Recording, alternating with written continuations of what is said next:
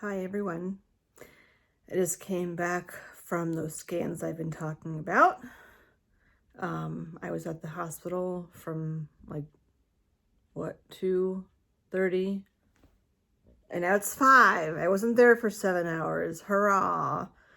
And my scans were clear. Hurrah. I know I should be doing a bigger hurrah for that. I feel like processing time after you've been through a scary, life-threatening diagnosis just takes a lot longer. So I will rewind just to fill you in because I haven't been updating my vlogs real time just in case I got bad news today, and I did not get bad news today. I wore a teal Johnny. I will say that I put bizarre things in place with this set of appointments in order to come home and not have to deal with what the fuck do I do now because the cancer has spread, but it has not. So to rewind to fill you in, so where am I at right now? I was diagnosed with breast cancer a year, wow, almost a year and a half. Holy cow, almost a year and a half ago. Had a double mastectomy 6 weeks after diagnosis. My lymph nodes were clear. I had implants, did not have expanders, went straight to implants. Never had implants before, so I don't know enough about them.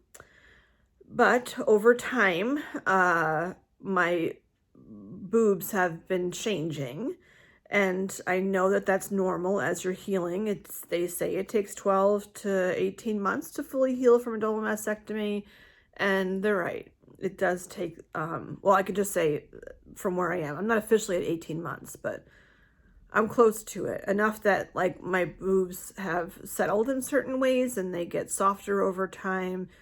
What you walk out with the hospital when you have a double mastectomy is not what it's like down the road permanently. And I dropped my phone on my boob in October of last year, which was like 3 months after my surgery. You would think I would have learned the lesson to not be on my phone before bedtime. I still haven't learned that lesson, and I need to stop. Anyhow, I dropped my phone on my boob, and after you have a double mastectomy, at least for me and most people, you don't have feeling in your boobs anymore. You might have feeling in certain areas of your boob, but like I dropped my phone like front and center on my left boob. So that's definitely a place where I had no feeling. So I didn't really know how much damage I did to anything, and I got concerned and I called plastics and they had me in for an ultrasound, and everything was fine. I wasn't so much triggered at the ultrasound there because I had my surgery done at one hospital and my plastic surgeon is through a different hospital. So I was walking to a room like I had never been in before. But those scans came back fine. And over time, that was October of last year. Now it's like December. It's December 1st, 2022. Over time, my right boob has been fine, which is funny because that's the one that caused me more. That's where my malignant tumors were on my right side. My left side, I had removed obviously as well because I had a double mastectomy, precautiously, I guess, sort of, kind of, because when they told me about my tumors, my left side was benign. Though when I got the pathology back of my breast tissue after my double mastectomy, it showed lobular carcinoma in situ on my left breast, which I just learned today. It's not cancerous. It may increase your chance of getting cancer, but for the most part, they just kind of keep an eye on it. I'm not a doctor. I'm not like a big science person to even know how like all the parts work. So it's a lot for me to still to wrap my head around like what is normal and what's not. How much should I be worried that I had this thing on my left side, even though my breast tissue is gone? So the reason why I had the scans today, I've been having routine checkups with plastics and all the people that I'm supposed to.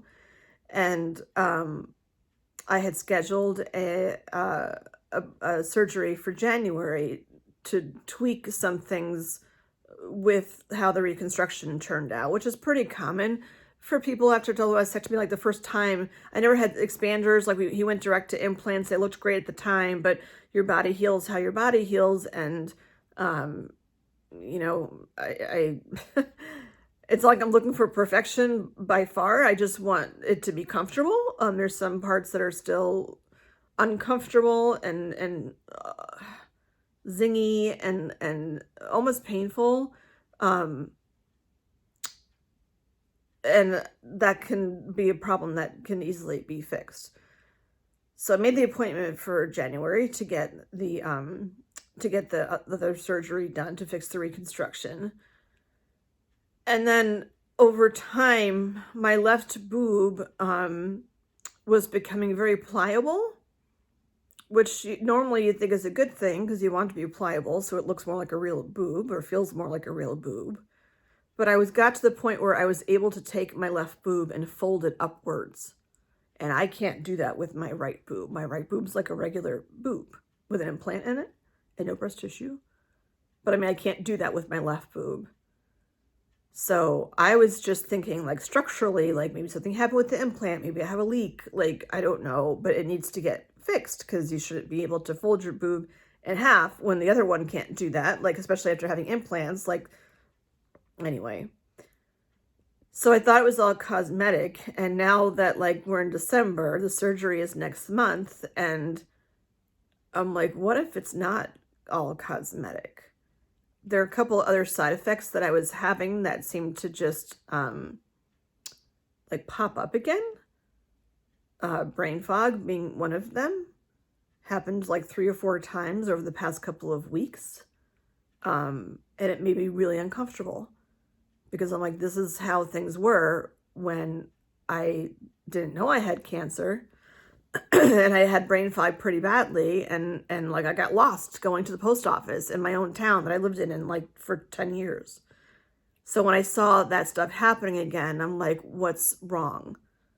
And it wasn't just the brain fog. There were a few things that were going on that just reminded me a lot of what it was like on the right side when I saw that my right boob looked different.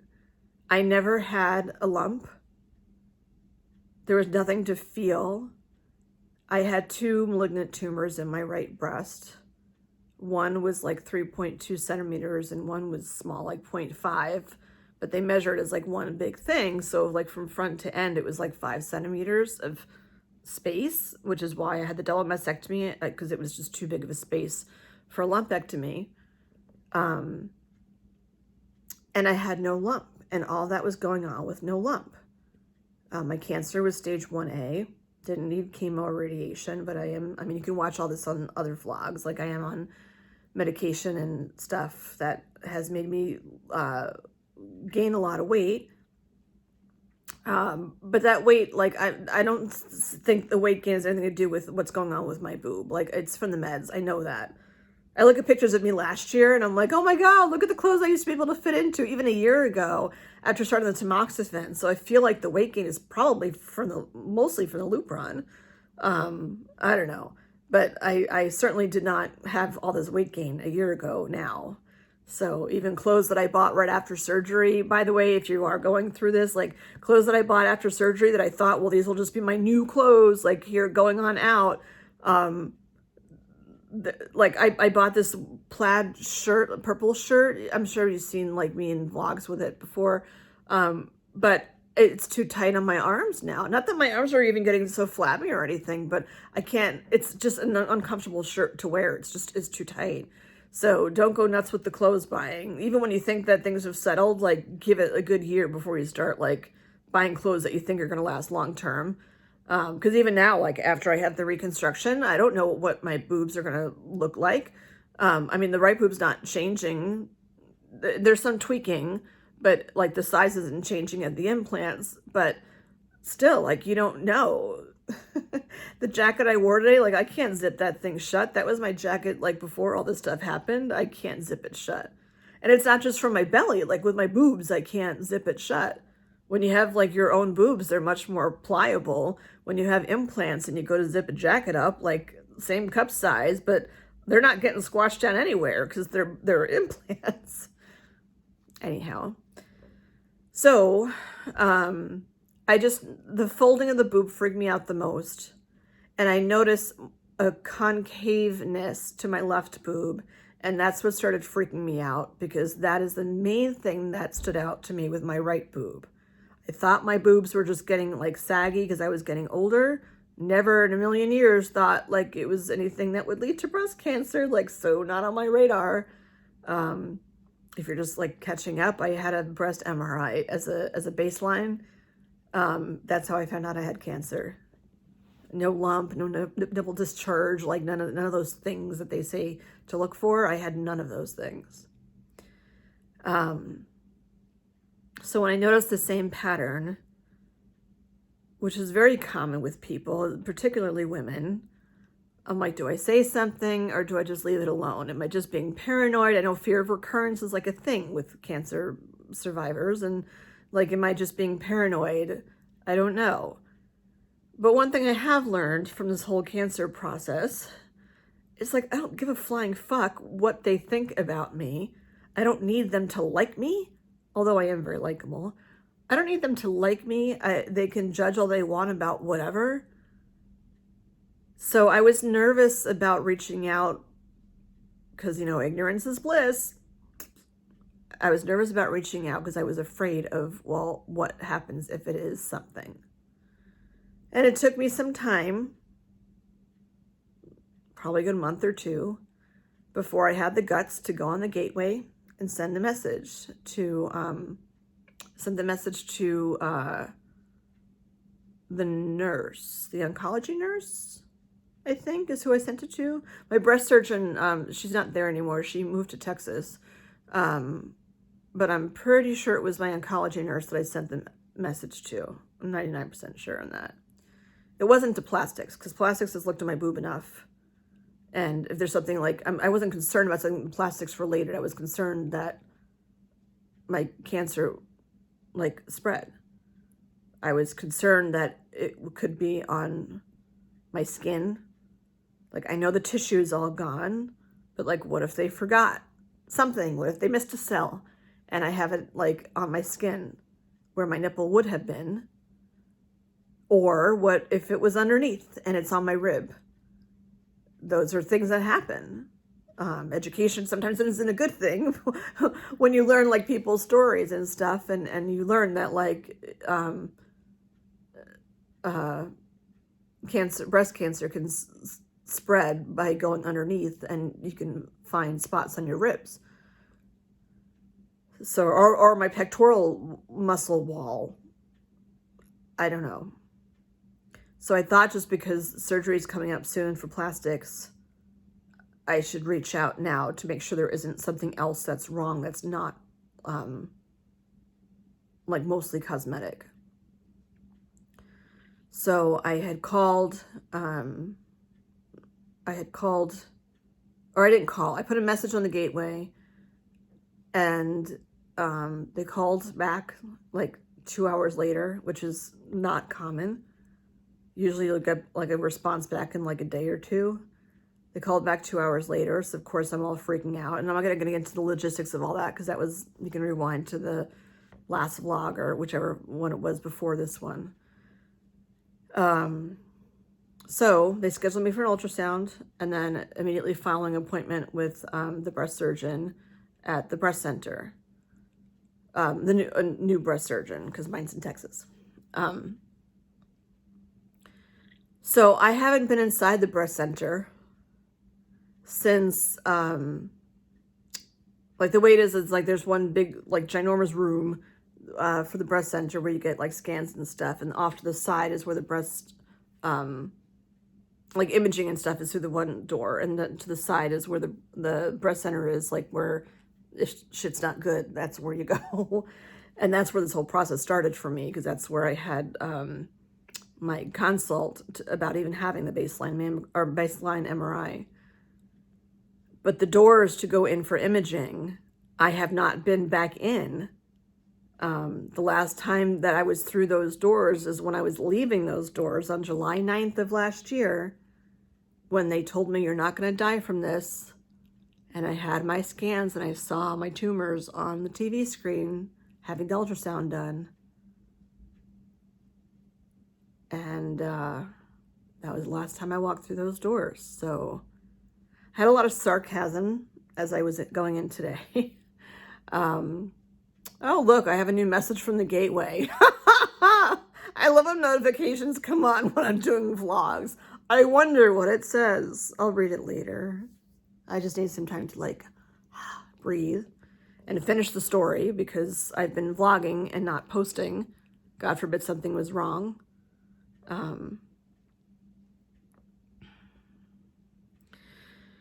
Okay, so yeah, so I went in for the ultrasound.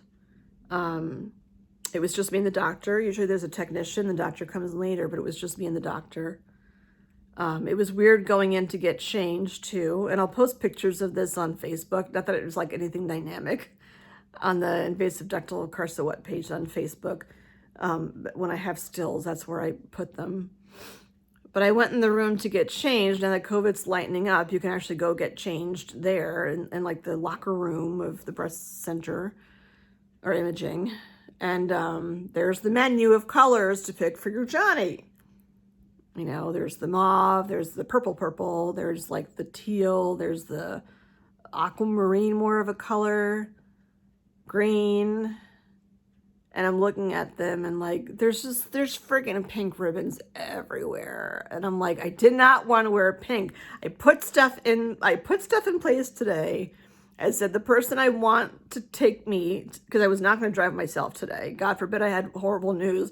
I was not going to put myself behind the wheel of a car. So a friend of mine drove me.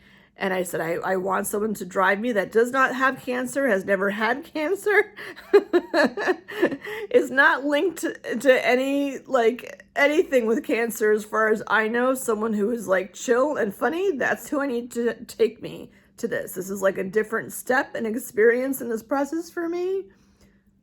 And the friend that I asked to drive me was just, like, perfect for what I needed.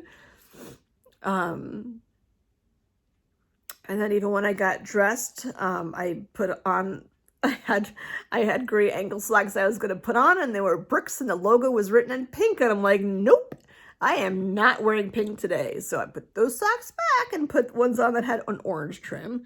Granted, my sweatpants I've worn to appointments before. Actually, I wore these sweatpants to surgery. But I don't have a weird relationship with my sweatpants because they're gray.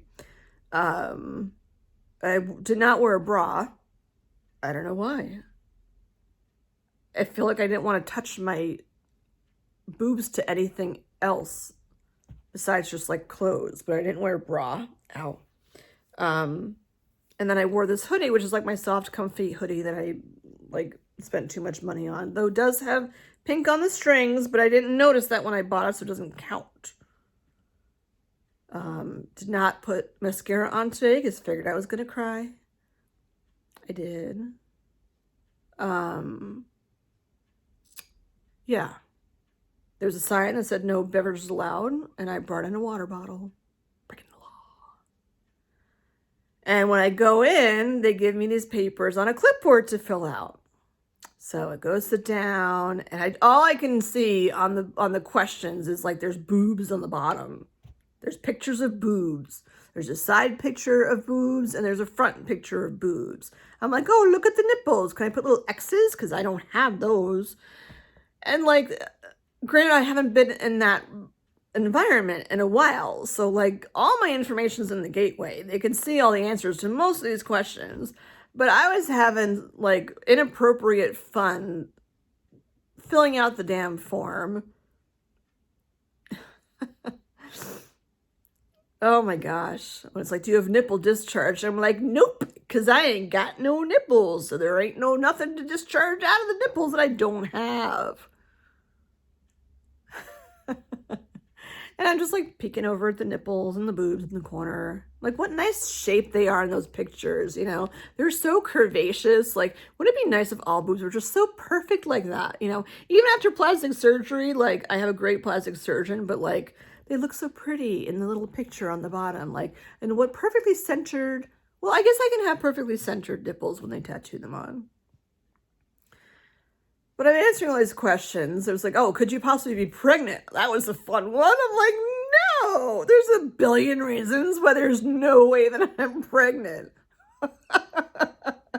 The Lupron is making it damn clear that I will not be pregnant, because that shit shoved me into menopause like that. So nope, nobody's not pregnant.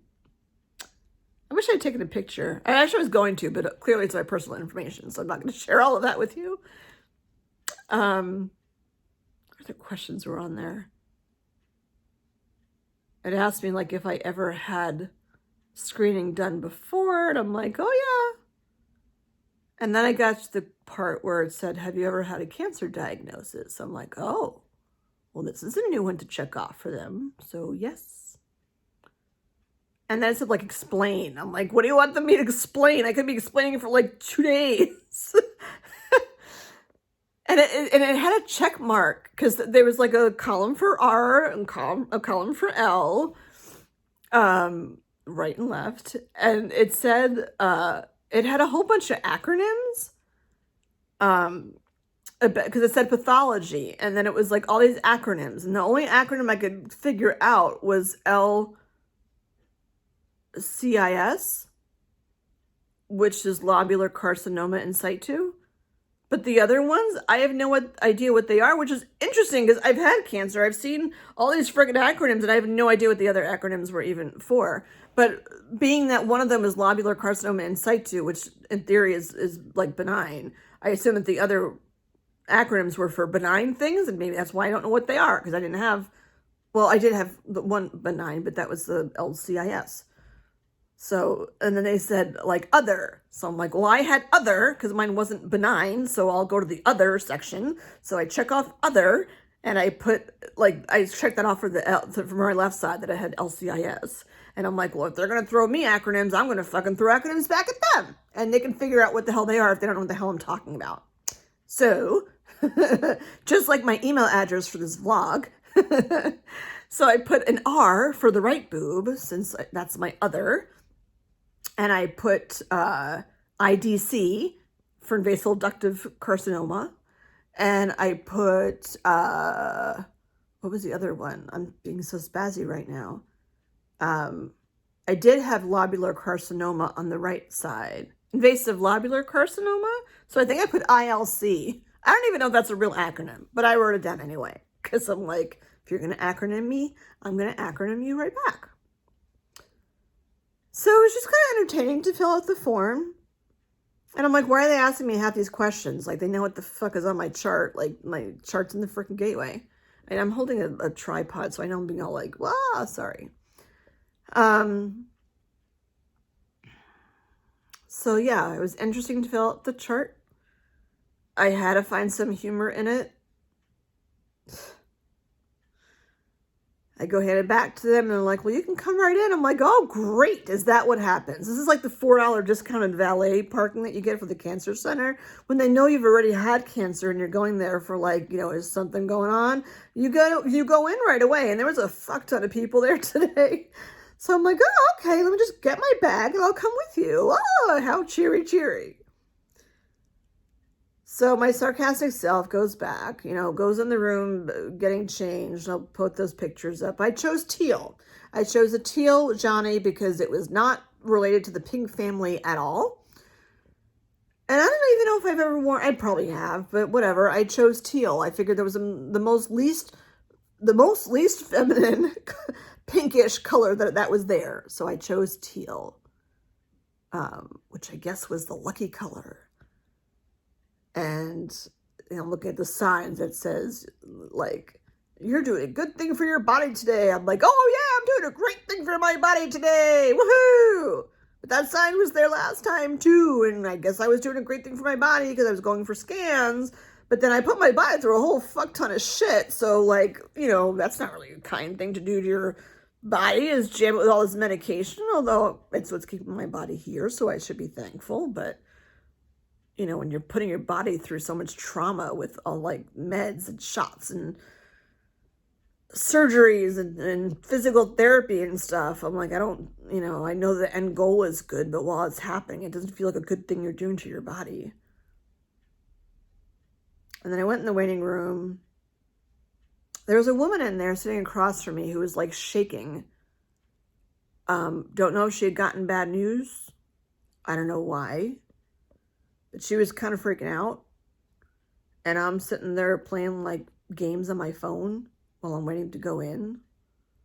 I wasn't even nervous because I don't know. Like people asked me, like, I didn't tell a lot of people, but a few people said to me, like, what does your gut tell you? And I'm like, my gut doesn't tell me anything. Because my gut, when I went in a year and a half ago, I just thought I was getting a stupid test. I didn't know all this shit was going to be happening after that. So my gut's not saying anything because I don't know what the fuck. Like, I can't, what do I know? My gut doesn't mean anything to me right now. It's like all I know is like doctors and scans and trusting what they're telling me and what I'm seeing. Anyway, this woman was freaking out and like, I don't know what her story was. And like, probably old me would have been more compassionate,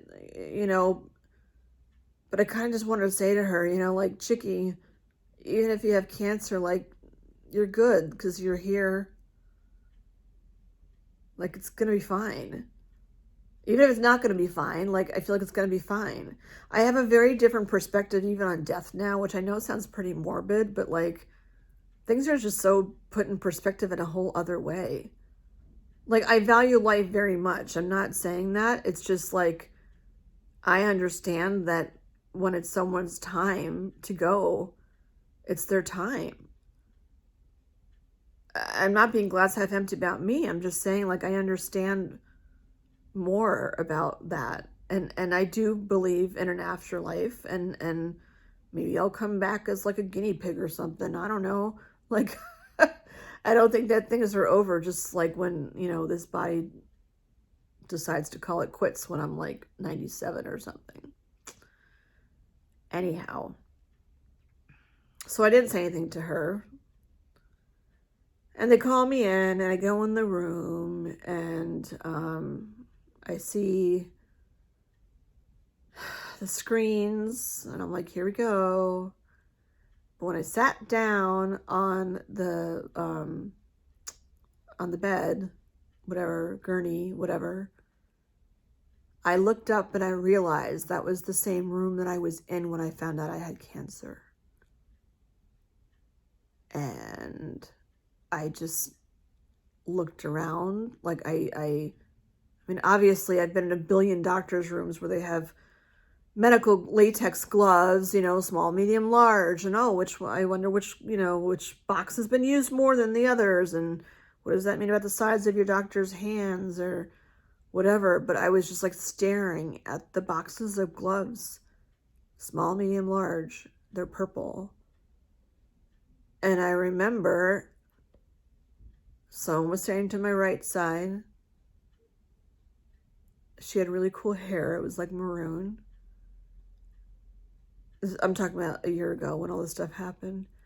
And then the woman to my left was the one who said to me when I asked her, could you tell anything? Because I didn't really know what I was looking at. Now I know that they were tumors, but I didn't know what I was looking at when I had all the biopsies and stuff done. And I expected her to say that she can't tell me anything, because usually they can't. The doctors tell you stuff, not the technicians. And she told me, you're not going to die from this. And I'm like, what? And then she left. And then everyone left. And then it was just me. And I'm like, that's a fucked up thing to say and then just leave me here? It seemed like a long time. It was probably only a couple seconds. And then another nurse came in who had blonde hair. And I said to her, like, I'm not going to die from this? What the fuck? And I don't even remember much besides that. I don't know if she went to hug me. She helped me get dressed, I think, because I was just kind of like frozen. Like I didn't know what the fuck to do. What do you do with that? That you just go home and like go eat dinner? Like what? And I can't even like think now about all the stuff that happened. You'd have to go back and rewind to watch the other ones, and I don't want to rewind them to even watch them right now. I'm just kind of going through what happened today. But like all of that came back. Like I could literally see it. Like I'm just, my eyes are like locked on the small, medium, large boxes of the vinyl gloves, the latex gloves. And I'm just visualizing the woman on the right with the maroon hair, and the woman on the left, and she had really cool eyeshadow. She had really nice dreadlocks, and she had like this like goldish, greenish, yellow kind of eyeshadow that was just really cool looking. And everyone had masks because it was in the middle of COVID. And I remember commenting about like, I guess everyone does their eyeshadow really well during COVID because that's all you can see is their eyes. You can't see their smiles or facial expressions really. And I was in that room today for a long time. They were really, really busy. It was probably a good half hour I was just sitting in that room. And maybe that was meant to be, that I just had the chance to process in that room. And what was really weird, I looked to my left and I see that blue. Oh my God, the plastic surgery blue, you know, that blue. I'm like, why the fuck do they have that blue in here? Like, that's a little bit of fast forwarding too many steps. Like, why is that blue here? And I just kept staring at it like, the damn plastic surgery blue, and the innocent people that are having ultrasounds that, you know, some of them will get bad news, and like they'll find out soon that like that's the blue of the plastic surgeon's office. And then I looked to, next to that was a computer screen, and it showed my my scan from October of last year after I dropped the phone on my boob. And I'm just like staring at it until it like timed out because it had been so long, but I'm staring at it because, like, you know, again, I'm not a doctor. I don't really get the science behind it. I wish I'd paid more attention when I was taking these classes in school, because I'm looking at it and I'm like, you know, I know what it looks like on images of what my old boobs looked like. It looks so different when you have implants. It's so flat because there's no tissue, and it's weird that it's so flat because it's like, my boobs aren't flat. Like, why does it look so flat on imaging? It's just like skin, implant, rib. Done. Like in a very narrow, like, piece. You know, when you look at it like a boob, it's just like tissue. And that's not what this looked like. I still don't get why. I don't need to really get why. I just was kind of trying to figure it out. And then anyway, the doctor came in. It wasn't even a technician. The doctor came in. She was the one who did the scans. And it was nice because she asked me, I know I'm going to go long on this, but I need to go through this. She asked me, because I'm laying down, and I'm like, most of the, you know, I can't really fold my boob when I'm laying down, but it's almost, not that it's flat, but like, you know, it's much harder to work with. And she said, you know, do you notice more of the issues when you're lying down or sitting up? And I said, sitting up. So she asked me to sit up, which I thought was really nice because usually they don't do that. They have their little own agenda and that's it. So I sat up and I showed her like what was bothering me and what made me uncomfortable. And, you know, she was, like not a big conversationalist, but she heard me.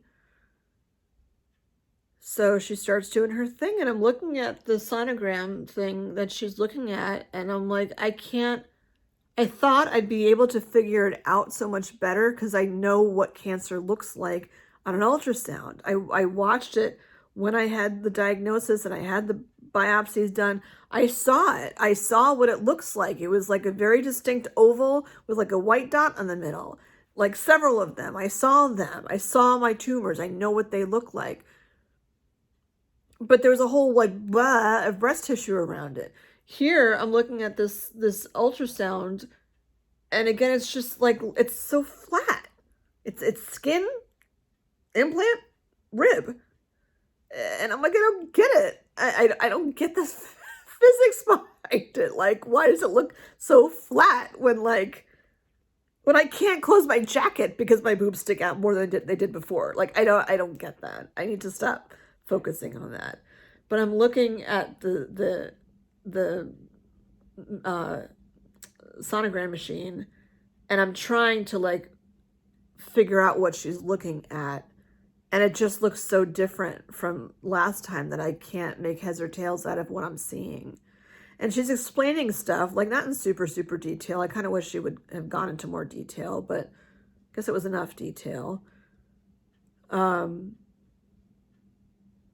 she just couldn't see anything. And I said, I just don't want to miss anything. And she mentioned something about a lump, and I'm like, I didn't have a lump the first time.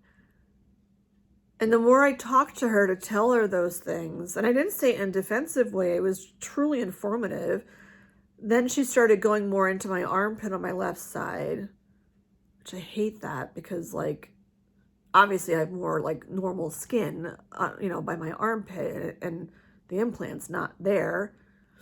I did have 2 lymph nodes removed from my left side, so she can at least look through there, and I'm glad that she did that.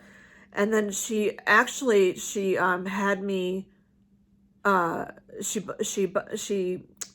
did the sonogram on my right boob too, because she wanted to compare them. There was a line that she kept seeing, and she told me the line was my scar, which I thought was so interesting that the scar would show up on imaging. And she wanted to compare one to the other because my right boob, like there's something wrong with my right boob. So she wanted to see like what the difference is and compare them. So I felt like she was thorough, but it was like weird to just look over, and I'm like, I'm just not getting really what I'm looking at. And part of me like wants to know it all, and part of me just wants to trust in my providers because I'm not a freaking medical doctor. So I know she was like hunting high and low for stuff. It was interesting because I have a lot of ironing to do. Not for me, for work. We have an event coming up, and I'm ironing the tablecloths, and there's a lot because it's like a big event. And I ironed 4 of them, and I said I want to iron most of them before my appointment because I expected to be sore after, because I mean certainly after the biopsies you're sore. But what was so interesting is that like my boobs are numb for the most part. So I'm sore, like before even I moved funny, and like I can tell that she was doing stuff because even when I move like this, which is not much of anything, like I can feel stuff, which I'm glad I can feel because it means I'm not like totally numb. But when she puts the ultrasound scanner thing like right smack in the middle of my boob, I'm like, I can't feel that. Usually they tell you, oh, it's going to be cold. I wouldn't know if it's cold because I can't feel it. But I feel like she did a thorough job. She looked at my armpit. She compared it to the other side. She just couldn't see anything. And I told her like where my concerns were. I'm like, could it be on the skin? If you missed something last year, it would have been a year that it's growing. Like, I don't know. But there just wasn't anything there. And I didn't even feel 100% convinced when I was done with her. But after I was done with her, they brought me over to the breast center, and I met with the nurse practitioner, who I've had this journey with her since, 2018, like 4 years ago, when my gynecologist was the one who recommended that I have a baseline MRI because I have dense breasts, and I always get that letter, or I had gotten that letter in the mail saying that my breasts are dense, and mammograms are not always the most accurate way of checking for something. So like you should do some other sort of imaging like an MRI or an ultrasound just to check. And my mom had gotten breast cancer in the meantime. She was stage 0. And she was in her 70s, and they don't even really consider it much of a family history when someone gets cancer when they're older like that. But either way, my gynecologist said, I think you should do a baseline MRI just to, have it. Okay. And that was when I met the nurse practitioner in the breast center for the first time. So it's just weird coming back to see her after all that's happened. And with my breast surgeon moving to Texas, because she came in and I'm like, Dr. Wynn's gone. But they talk all the time, which is good. Because I loved her. She was awesome. She was so great. And I feel like with the nurse practitioner, even when I was talking about the baseline MRI and stuff, like, I feel like I was more defensive about stuff. Because I just figured, like, what's the big deal? Everything is, like, fine. And it wasn't. So we've been through quite a journey together, me and her. So she did, I still had the Johnny on. And she did, she asked me, actually, to show her what my concern is with the folding of my boob and stuff. So, like, I have no problems opening it up. And as soon as I open my Johnny, she's like, oh, they look so good. Everyone that looks at my boobs tells me that they look fantastic. I look at them and I'm like, no, they don't. I don't say that to be self-deprecating. It's just that, like, I haven't really seen reconstructed breasts ever, except for my own. One person sent me a picture of hers after I asked her, but I've never seen reconstructed boobs in, like, you know, in real life. So to me, like, I don't look at my boobs and go, oh, they look wonderful. Like, I don't say that. Some days I do. When I wear tank tops, like certain tank tops I wear, and like the outline looks really cool, and especially as I don't have nipples right now, like it looks really nice because there's no bump. Like if it's cold out, you won't even know. Part of why I haven't had my nipples tattooed on yet, because I was like, should I have reconstructed nipples? I don't really know if I want to do that or not. There's benefits to not having like the headache of a nipple, especially when you're getting dressed and stuff. Like, I can wear white shirts with no bra, and, like, nobody would know. My scars are light enough now that you wouldn't be able to see it. So, so I showed her and stuff, and she did a thorough breast exam, which always sounds weird, because it's like, is it a breast exam or an implant exam? How do you do a breast exam when your breast tissue's gone? And we had a thorough talk, and I even told her, because she was happy that the scans were good, and I said to her, I know that she saw that, but I feel like I still don't believe it. I don't know why. And I explained to her, like, stuff I'm sharing with you, mostly out of my not knowing. And I also said to her, too, that, like, I had waited a while before I reached out. I'm like, I didn't want to be annoying or paranoid. But then eventually, clearly, I did reach out. I can move my leg. Because that's why I'm here, or I was there. And she said, too, she's like, you know, it doesn't really matter. She's like, we're not going to hate you if you reach out too much. Like, you're not going to annoy us. Just reach out. And she kept saying, like, several times, she said to me, like, I did the right thing. Which was so validating for me. That I like was so concerned about. What are they going to think? Are they going to not like me or treat me different because I'm being all paranoid, whatever? And she kept saying to me, no, like you're doing the right things. You were concerned. You had all these things. Like, yes, that makes sense. And you reached out and you delayed a little. That's okay. I did the right thing. And just to hear that is just so, so validating. And I told her, like, I don't understand how it works with, like, you know, what if they lost a, you know, forgot a cell or you know, all those things that were concerning to me. And she's like, that's not really how it works. And she explained some of the stuff, enough stuff to me to put my mind at ease that, like, I really am in the clear. And I'm like, I know fear of recurrence is a thing, obviously, for anyone who's gone through this.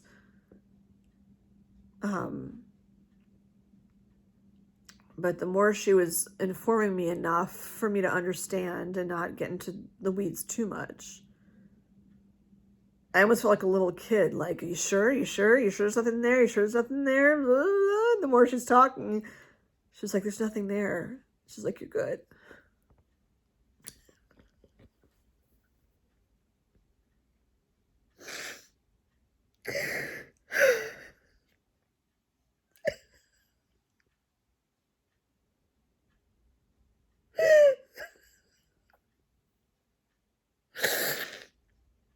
It's hard to hold a tripod and cry at the same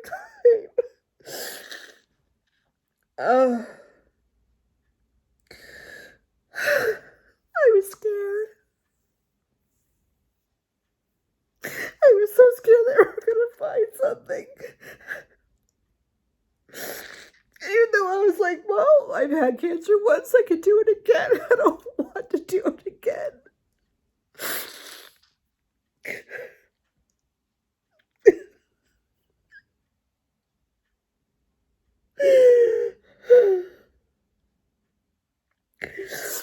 I need to have an ugly cry later. I can't do it now because I'm going to drop my phone.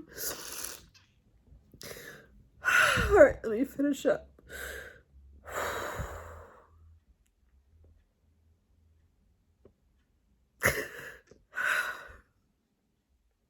Like, I believe her that there's nothing there.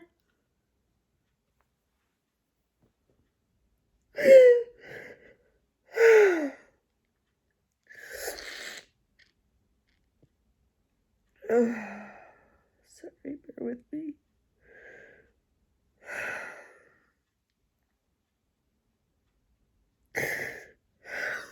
It hits you at really weird times because I sniffled a little bit when I was there. I remember her giving me a tissue, but like I just did one of those like boop boop, and that was the extent of my use of the tissue that she gave me.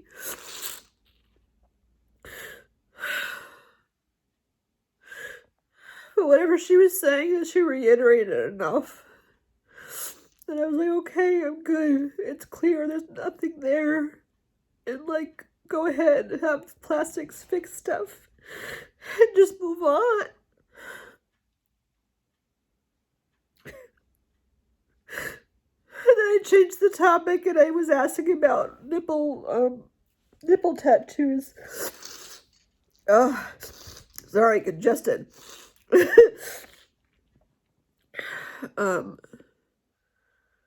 I just feel taken care of. You know, this whole journey has been very isolating for me.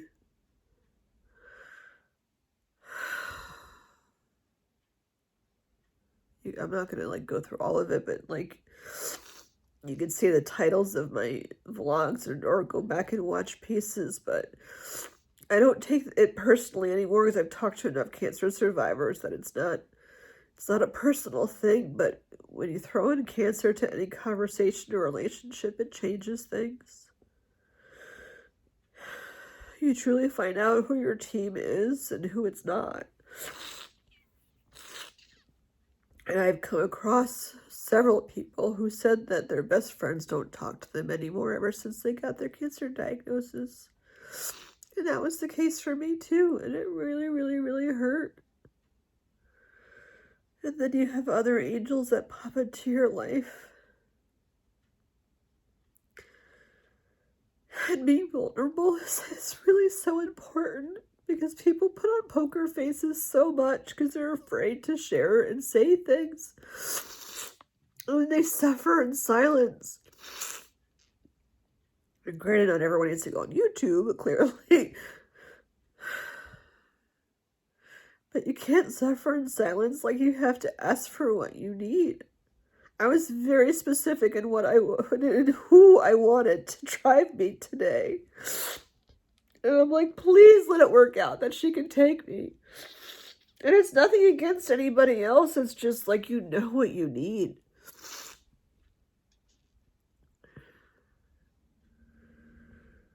And expectations, like, you know, hard to get rid of.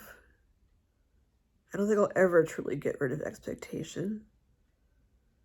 But it hurts when people aren't there for you like you thought they would be. You know, like close friends, family members, people people just disappear. They don't know how to handle it. People have, I mean, there was one person who flat out told me that she can't watch my vlogs. She said they make her too sad and she can't watch my vlogs.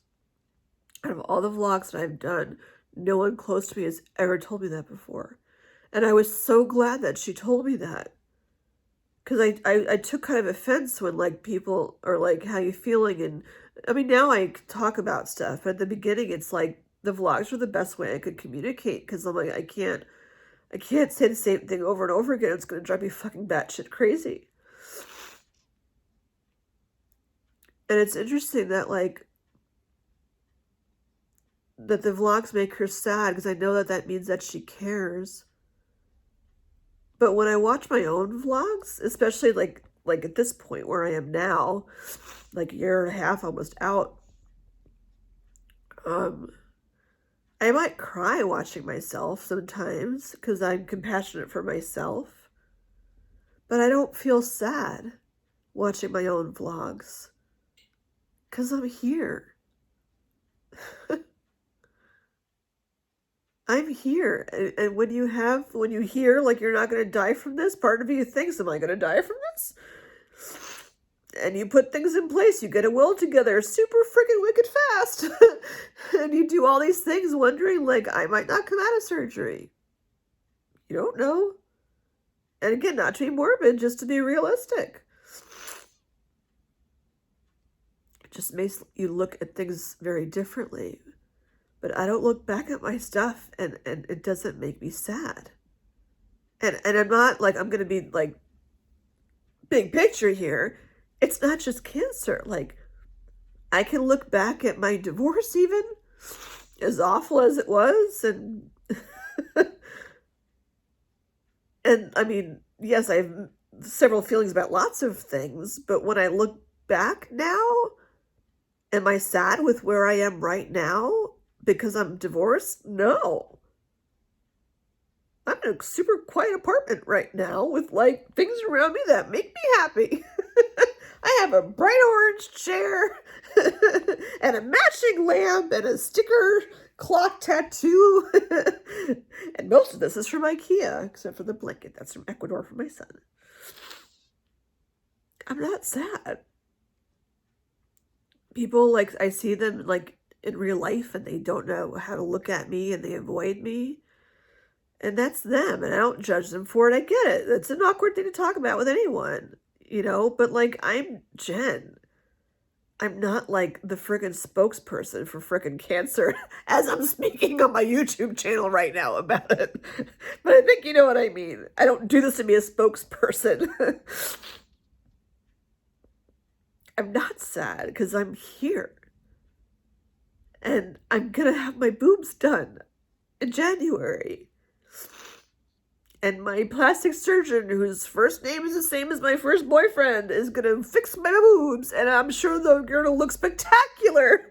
Because after I had my vasectomy, he said they look spectacular.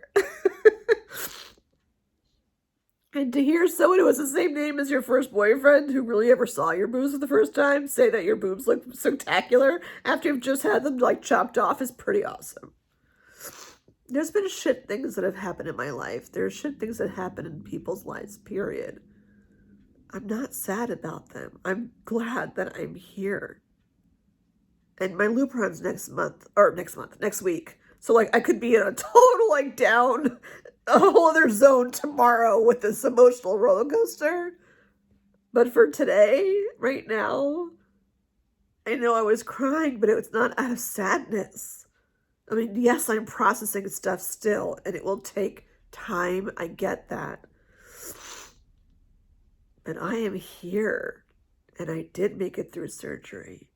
And I beat cancer, for fuck's sake. And I learned a lot about people, and I learned more about me. I learned so much about me. My birthday's coming up next week, too. The day before Lupron. Happy birthday! I'll tell them it's my birthday. Maybe I'll get like a fancy Band-Aid. Or not. But I'm glad. I'm grateful. I'm here. I'm here. I get that shit happens. And I'm here. I would rather be here and experience the shit than not be here at all. And I've handled a lot of shit in my life. This one didn't see coming, but like, I'm here. And I get to have yummy dinner. I'm going to have salmon for dinner with mushrooms and peppers. Maybe I'll have a glass of wine. I think I will do that. I don't get drunk very easily anymore. But just a nice, smooth red wine. Although I'm having fish, maybe I'll have white. And maybe I'll even have some ice cream after. Oh, I bought myself cupcakes yesterday. I really wanted like something fluffy and soft because again, my teeth, that's another vlog. I still have my fake teeth. I get my permanents in 12 days. 12 days. And then I'll have my glorious teeth. No more chip in my tooth. It will be lovely. That was a lot of money. I'm still not done paying it off. But I love myself enough that, like, you know what? I'm going to fix the damn teeth. They've been through a lot, too. Yeah. So, that was my Thursday. And I'm just beyond grateful that I'm home doing this vlog and not giving you shit news. Because the last time I left the breast center was my first vlog. Telling everyone that I had breast cancer. And I couldn't even like tell everyone because I hadn't told my kids. I didn't tell my kids for a bit afterwards. So if you're curious, you can go back and look and watch and see the journey. There's a lot. And I'm here. And I'm grateful that my scans were clear.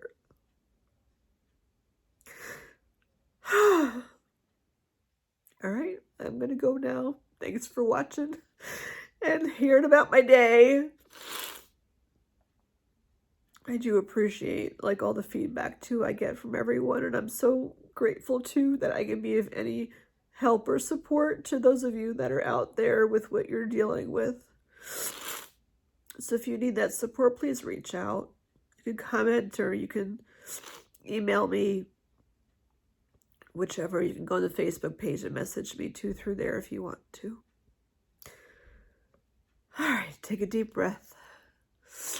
Life is good. Even when you think it sucks, it will be good again.